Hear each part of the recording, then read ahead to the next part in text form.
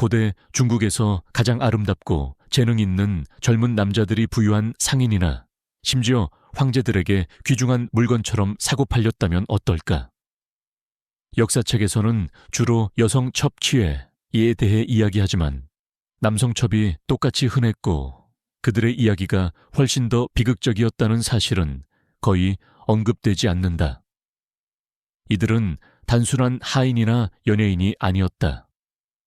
그들은 강제로 부유한 나이 많은 남자들과 친밀한 관계를 맺어야 했고 마치 예술품처럼 수집되었다.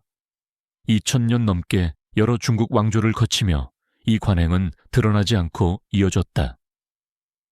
가난한 가족들은 기근을 버티기 위해 아들을 팔았고 인재 사냥꾼들은 마을을 돌아다니며 아름다움과 지성을 모두 갖춘 완벽한 소년을 찾았다. 이 소년들 일부는 8살에 불과했지만 주인의 기쁨을 위해 존재하는 살아있는 소유물로 변신했다. 그들의 이야기는 대부분의 사람들이 전혀 몰랐던 중국 제국 문화의 어두운 면을 드러낸다. 인간의 존엄성이 부와 권력 앞에서 아무 의미도 없었던 곳.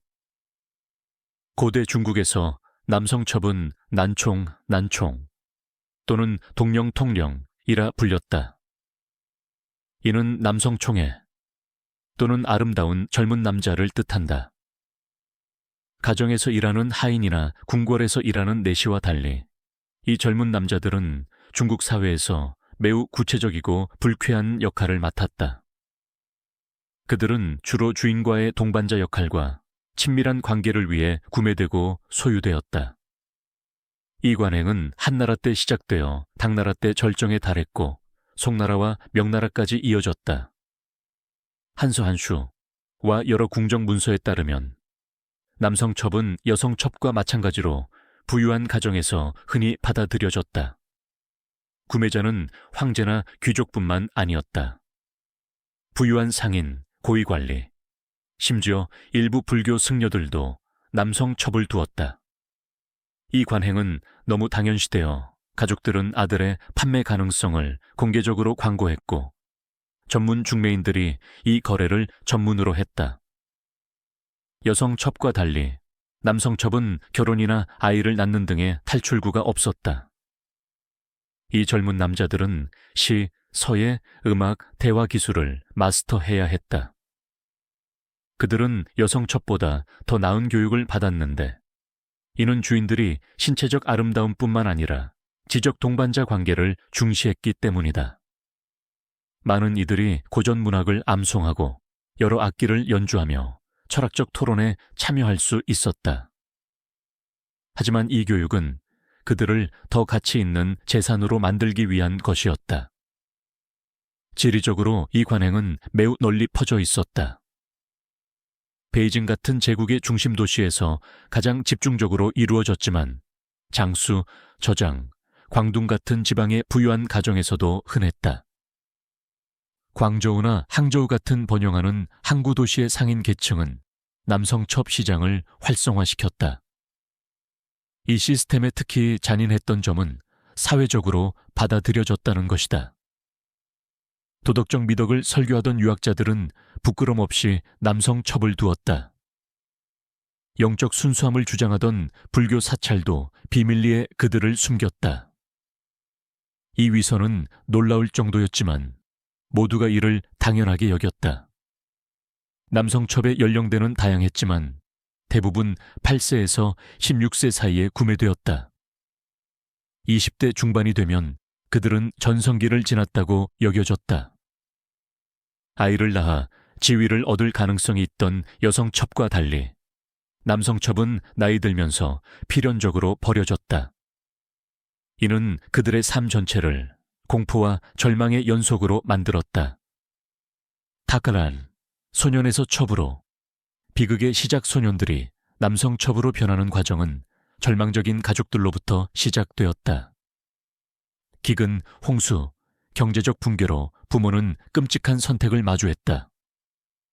아이들이 굶어 죽는 것을 지켜보거나 그들을 부유한 가정에 팔아야 했다. 아들은 종종 딸보다 선택되었는데 남성 첩이 여성 하인보다 더 높은 가격을 받았기 때문이다.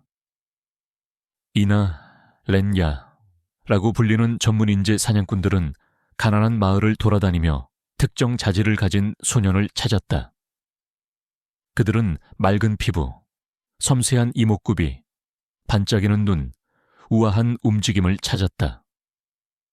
지성도 아름다운 만큼 중요했는데 부유한 구매자들은 문학, 정치, 철학에 대해 대화할 수 있는 동반자를 원했다. 선발 과정은 체계적이고 굴욕적이었다.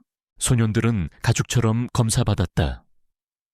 치아는 건강 상태를 확인하기 위해, 손은 예술적 잠재력을 평가하기 위해, 목소리는 노래 실력을 확인하기 위해 테스트되었다. 스카우트들은 뼈 구조를 특히 주의 깊게 살펴 소년이 10대가 되었을 때 어떤 모습일지 예측하려 했다. 초기 검사를 통과한 소년들은 즉시 가족과 떨어졌다. 명나라 작가 장대창 다이는 회고록에서 스카우트들이 흉년 때 마을에 도착해 은하와 문맹 농부들이 이해할 수 없는 계약서를 들고 다녔다고 기록했다. 이 계약서를 서명한 부모들은 대개 아들을 다시 보지 못했다.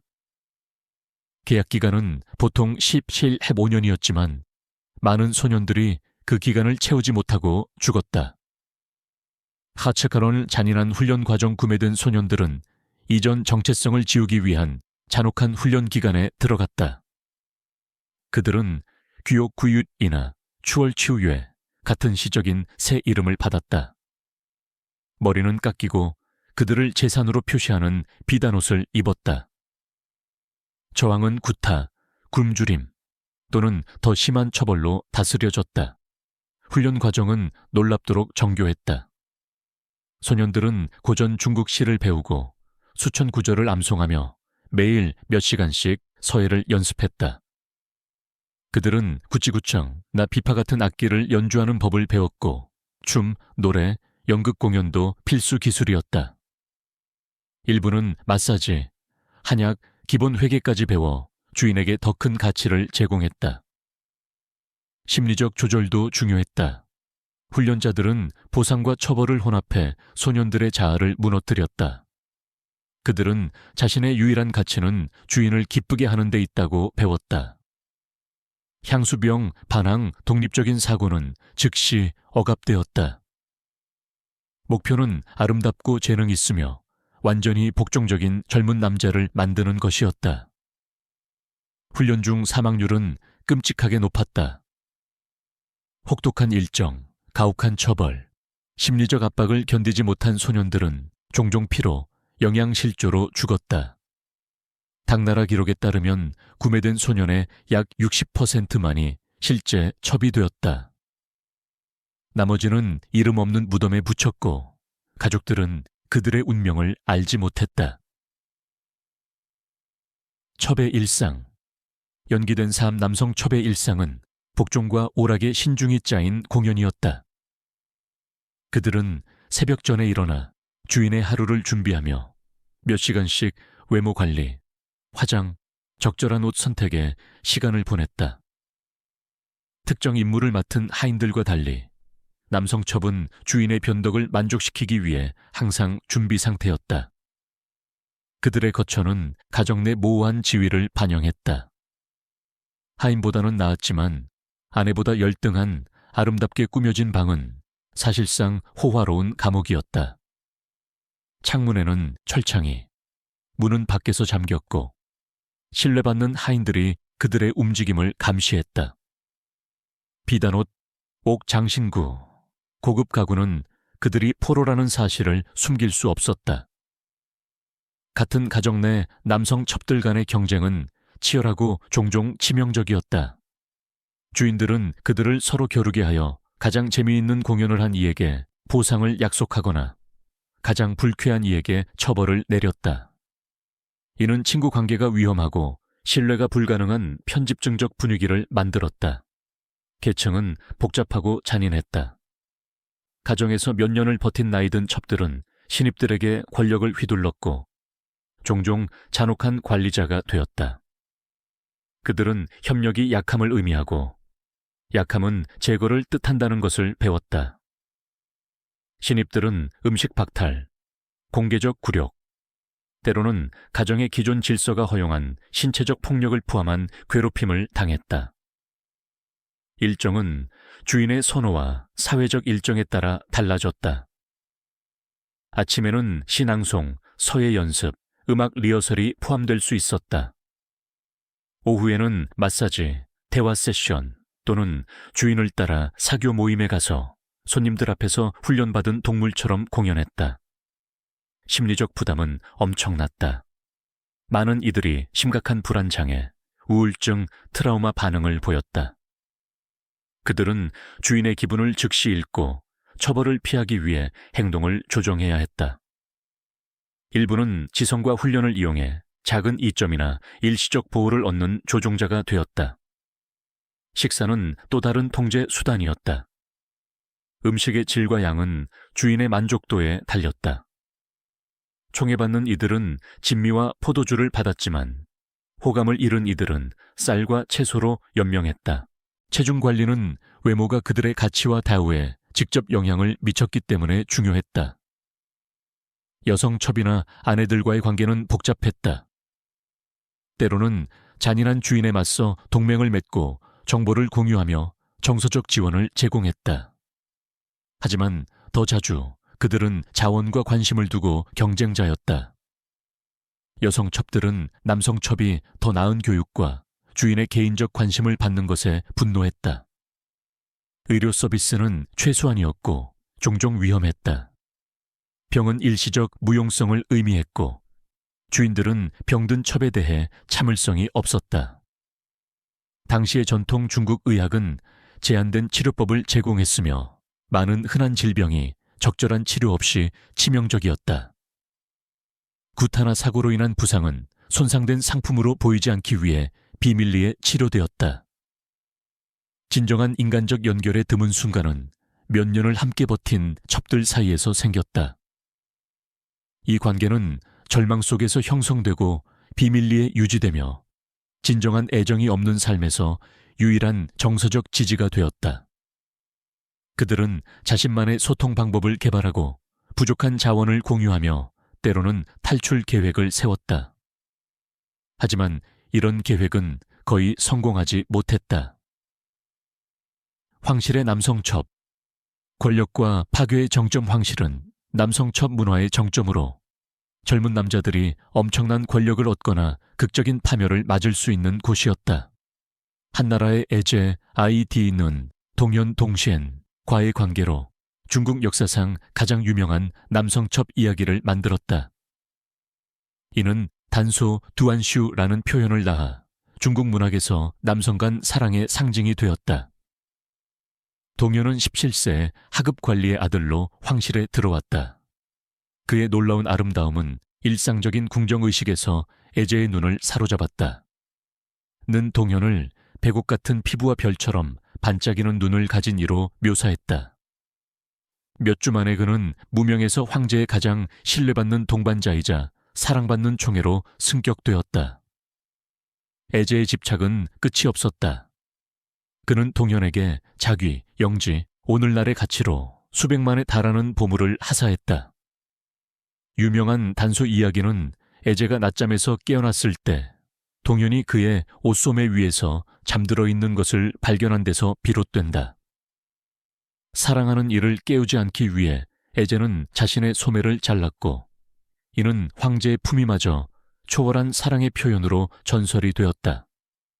애제는 동연에게 전례 없는 정치적 권력을 부여하며 젊고 경험이 없음에도 고위 관직을 맡겼다. 동연의 가족도 중요한 관직을 받았고 그의 영향력은 궁정 관리들이 황제 대신 그에게 직접 접근할 정도로 커졌다. 이 체제는 애제가 26세에 갑작스럽게 죽을 때까지 잘 작동했다. 애제의 죽음과 함께 동연의 세계는 비극적으로 무너졌다.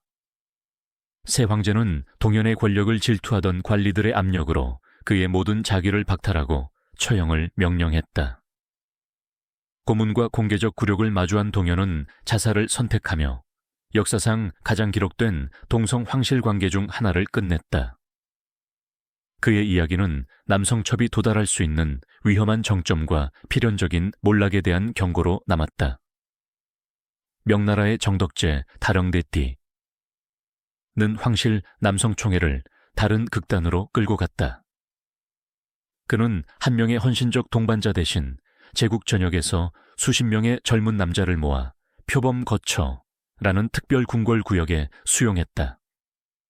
이들은 단순한 첩이 아니라 사냥 원정, 군사작전, 화려한 파티의 동반자였다. 정덕제의 남성 총애들은 군사 임명, 세금 정책, 외교 관계에 대한 결정을 내릴 정도로 큰 정치적 영향력을 행사했다. 황제는 훈련된 고문들보다 그들을 더 신뢰했고, 이는 행정 혼란과 부패로 이어졌다. 역사 기록에 따르면 몇몇 전쟁은 남성 총애들이 황제를 설득해 군사작전을 흥미로운 모험으로 여기게 하면서 시작되었다. 청나라는 엄격한 도덕규범과 가혹한 처벌로 이 관행을 억제하려 했지만 황제들조차 비밀리에 남성 총애를 유지했다. 강희제는 여러 남성 동반자를 두었지만 궁정 기록은 그들의 관계에 대한 명시적 세부 사항을 피했다. 황실 남성첩은 민간 가정의 첩들이 알지 못했던 독특한 위험에 직면했다. 궁정 음모로 인해 황제의 총애는 암살, 독살 또는 반역 누명으로 표적이 되었다. 지위가 높을수록 질투하는 관리들이나 밀려난 총애들 사이에서 적이 늘어났다. 부유한 상인들이 진심으로 첩을 아낄 수도 있었던 반면 황제들은 그들을 정교한 장난감으로 여겼고 더 새롭고 흥미로운 선택지가 나타나면 버렸다. 황궁의 막대한 자원은 지방 총독들이 황제의 호의를 얻기 위해 끊임없이 아름다운 젊은 남자들을 곡물로 바치게 했다. 정치적 파급 효과는 엄청났다. 남성 총애들은 세금 징수에서 군사 전략까지 모든 것에 영향을 미쳤고 종종 재앙적인 결과를 낳았다. 당나라의 쇠퇴는 현종 쉔송, 이 남녀 총애들에게 몰두해 효과적인 통치를 소홀히 한 것에 부분적으로 기인했다. 많은 황실 남성 첩들은 폭력적으로 죽었다.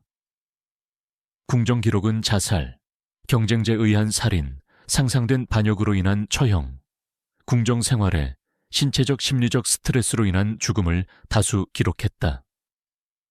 그들의 시신은 대개 금지성 밖에 이름 없는 무덤에 묻혔고 이름은 공식 기록에서 지워졌다. 하베르추를 이중 잣대와 사회적 위선 중국 사회는 남성첩을 둘러싼 기묘한 이중 잣대를 만들어냈고 이는 공적 도덕과 사적 행동 사이의 간극을 완벽히 보여주었다. 유교는 미덕, 가문의 명예, 남녀 간의 올바른 관계를 강조했지만 이 가치를 설교한 학자들조차 사적 가정에서 남성 첩을 두는데 아무런 모순을 느끼지 않았다. 지역적 차이는 뚜렷했다. 베이징 주변의 북부 중국에서는 부유층 사이에서 이 관행이 더 공개적으로 논의되고 사회적으로 받아들여졌다. 광둥이나 푸젠 같은 남부지방은 공개적으로 더 보수적이었지만 사적으로는 똑같이 활발히 이루어졌다. 광저우 같은 항구 도시의 부유한 상인들은 남성첩을 사고파는 광범위한 네트워크를 유지하면서도 공개적으로는 전통적 가족 가치를 지지했다. 문학과 시는 이러한 관계를 낭만화하는 데 중요한 역할을 했다. 리바이, 알리바이, 나두보, 두품 같은 유명 시인들은 남성의 아름다움과 동반자 관계를 찬양하는 시를 썼지만 명시적 세부 사항은 피했다. 이 시들은 널리 읽히고 높이 평가되며 남성첩을 정상화하는 문화적 틀을 만들었다. 경제적 현실도 이 위선을 부추겼다. 아들을 판 가족들은 그 돈으로 딸의 정식 결혼을 준비하며 가족 생존을 위한 필요악으로 여겼다. 그들은 한 아들의 고통이 가족 전체를 굶주림에서 구할 수 있다고 합리화했다. 이는 아이들을 잠재적 가치에 따라 거래되는 상품으로 만드는 잔인한 계산이었다. 불교와 도교 사찰은 또 다른 모순을 드러냈다. 세속적 욕망에서 벗어나야 한다고 설교하면서도 많은 사찰은 큰 기부금을 내는 부유한 후원자들을 위해 비밀리에 남성첩을 숨겼다. 일부 승려들은 개인적 총애를 두었고 이를 영적 멘토링이나 정서적 정화라는 복잡한 신학적 논리로 정당화했다. 계층 차이는 절대적이고 용서가 없었다. 가난한 가족들은 생존을 위해 아들을 팔았지만 부유한 가족들은 자신들의 아이들에게 그런 안파를 결코 고려하지 않았다. 이는 부자들이 가난한 이들의 절망을 이용해 그들의 오락과 쾌락을 위한 재생 가능한 자원으로 바꾸는 시스템이었다. 유학자들은 그들의 행동을 정당화하기 위해 정교한 논리를 개발했다. 그들은 남성첩이 대개 교육받지 못한 아내들에게서 얻을 수 없는 지적 자극을 제공한다고 주장했다. 이 관계는 가족 의무나 상속 문제로 동기부여되지 않으므로 결혼보다 더 순수하다고 했다. 일부는 아내를 멀리하면 원치 않는 임신을 방지해 가문 계승을 복잡하게 하지 않는다고 주장했다. 정부의 대응도 똑같이 위선적이었다. 법적으로 남성첩의 특정 측면을 금지했지만 집행은 선택적이고 종종 부패했다. 도덕개혁을 공개적으로 지지한 관리들도 사적으로는 자신만의 젊은 남자 컬렉션을 유지했고 법은 주로 정치적 적을 처벌하는 데 사용되었다. 가론 신체적 심리적 파괴, 남성첩의 신체적 심리적 파괴는 체계적이고 종종 돌이킬 수 없었다. 여성첩은 어머니나 과부가 되어 어느 정도 자율성을 얻을 가능성이 있었지만 남성첩은 주인의 가정에 들어간 순간부터 죽음까지 끊임없는 쇠퇴를 마주했다. 노화 과정은 특히 잔인했다. 그들의 가치는 젊은 아름다움에 달려 있었기 때문에 20대 초반이면 스트레스, 영양실조, 완벽한 외모를 유지해야 하는 압박으로 조로의 징후를 보였다. 그들은 매일 몇 시간씩 화장, 헤어스타일링, 피부와 건강을 해치는 고통스러운 뷰티 트리트먼트를 했다. 약물 남용은 흔한 도피 수단이었다. 부유한 가정에서 쉽게 구할 수 있었던 아편은 심리적 트라우마에서 일시적 안도감을 제공했다. 많은 남성 첩들이 처음 사용 후 몇 달 만에 중독되어 학대와 조종에 더 취약해지는 악순환에 빠졌다. 자살률은 놀라울 정도로 높았다. 정확한 통계는 죽음이 종종 은폐되거나 질병으로 보고되었기 때문에 파악하기 어렵지만 명나라 기록은 여러 젊은 남자들이 건물 옥상에서 뛰어내리거나 가정 연못에서 익사하거나 잠긴 방에서 목을 매는 사례를 언급한다. 이런 죽음은 스캔들을 피하기 위해 대개 사고로 보고되었다. 신체적 학대는 정상화되고 예상되었다. 스스로 자비롭다고 여기는 주인은 가끔씩만 첩을 때렸지만 다른 이들은 사소한 위반이나 오락을 위해 매일 폭력을 가했다. 그들의 고립된 생활 환경은 비명과 도움 요청이 들리지 않거나 간섭하면 처벌받을까 두려워한 가정 직원들에 의해 무시되었다. 의료 서비스는 원시적이고 종종 위험했다. 당시 전통 중국 의학은 거의 모든 남성 첩이 겪은 심리적 트라우마에 대해 제한된 치료법을 제공했다. 구타로 인한 부상은 약초 요법으로 치료되었지만 이는 때때로 치유보다 더 큰 해를 끼쳤다. 부러진 뼈는 부적절하게 고정되어 많은 첩들이 영구적 장애를 안았다. 심리적 조절은 신체적 학대보다 더 파괴적이었다. 젊은 남자들은 체계적으로 자신의 가치는 주인을 기쁘게 하는 데만 있다고 배웠다. 이들은 잔인한 주인을 피하는 법, 탈출 기회, 가혹한 조건에서 살아남는 방법을 공유하는 네트워크를 형성했다. 또한 일부는 정신을 유지하고 자유에 대한 희망을 가질 수 있도록 정서적 지원을 제공했다. 극히 드물게 일부 남성 첩은 주인이 지겨워하거나 죽은 후 학자, 예술가, 상인으로서 정당한 역할로 전환했다. 하지만 이는 탁월한 재능, 엄청난 행운, 완전히 새로운 정체성을 만드는 능력이 필요했다. 무엇보다도 대부분의 남성 첩이 결코 가지지 못한 자원과 인맥이 필요했다. 성공적인 탈출은 너무 드물어 세대를 이어 전해지는 전설적 이야기가 되었고 갇힌 이들에게 희망을 주면서도 자유를 얻는 것이 거의 불가능하다는 점을 강조했다.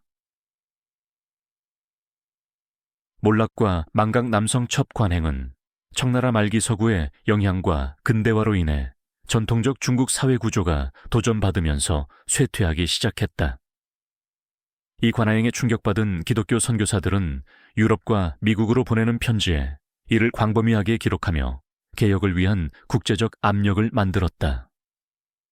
1911년 신해혁명은 제국체제를 공식적으로 끝냈고 이를 통해 남성첩을 유지했던 귀족 문화도 대부분 사라졌다. 새로운 중화민국 정부는 국제적 존경을 얻고 근대화를 위해 남녀첩 소유를 금지하는 법을 통과시켰다. 하지만 집행은 일관되지 않았고 이 관행은 몇십 년 더 외딴 지역에서 이어졌다. 마지막 세대의 남성 첩들에게 무슨 일이 일어났는지는 대부분 기록되지 않았다. 대부분은 새 정부의 법적 결과가 두려운 주인들에 의해 버려졌다. 일부는 독립 생존에 필요한 기술을 배우지 못해 굶주림이나 질병으로 죽었다. 다른 이들은 중국의 거대한 인구 속으로 사라지며 그들의 이야기를 함께 가져갔다. 1949년 공산주의의 승리는 봉건적 관행으로 여겨진 것을 제거하려는 더 체계적인 노력을 가져왔다. 많은 전 남성 첩들은 정치 캠페인 중 신문받아 전 주인의 이름을 밝히고 그들의 경험을 증언해야 했다. 일부는 구체제의 상징으로 처형되었고 다른 이들은 재교육을 위해 노동 수용소로 보내졌다. 현대 중국은 이 역사를 공식 기록과 대중의 기억에서 대부분 지웠다. 이 주제는 전통 중국의 도덕적 우월성이라는 내러티브와 모순되기 때문에 민감하다. 학술 연구자들은 이 시기를 연구할 때 상당한 장애물에 직면하며 많은 역사적 문서가 의도적으로 파괴되거나 숨겨졌다. 보편적 교훈 고대 중국의 남성 첩 이야기는 오늘날에도 여전히 관련 있는 인간 착취에 대한 보편적 진실을 드러낸다. 그들의 경험은 부유하고 권력 있는 이들의 이익을 위해 끔찍한 관행이 어떻게 정상화될 수 있는지, 그리고 진실을 숨기는 도덕적 외관을 유지하는지를 보여준다. 이 역사를 이해하면 현대 세계에서 유사한 착취 패턴을 인식하는 데 도움이 된다. 인신매매, 아동노동, 다양한 형태의 노예제는 법적 틀이나 사회적 관습 뒤에 숨어 종종 이를 수용 가능한 것으로 보이게 한다. 이름이 대부분 역사 속으로 사라진 이 젊은 남자들은 호기심이나 상징으로 기억될 것이 아니라 인간으로서 고통받고 죽은 이들로 기억되어야 한다. 그들의 이야기는 진보가 필연적이지 않으며 사람들이 불의해서 눈을 돌릴 때 사회가 잔혹함으로 퇴보할 수 있음을 상기시킨다. 무엇보다도 그들의 경험은 인간의 존엄성이 문화적 맥락이나 역사적 시기와 관계없이 협상 불가능하다는 것을 가르친다. 이 번역은 원문의 세부 사항과 감정적 뉘앙스를 최대한 살려 한국어 원어민이 자연스럽게 이해할 수 있도록 작성되었습니다. 추가 설명이나 수정이 필요하면 말씀해 주세요.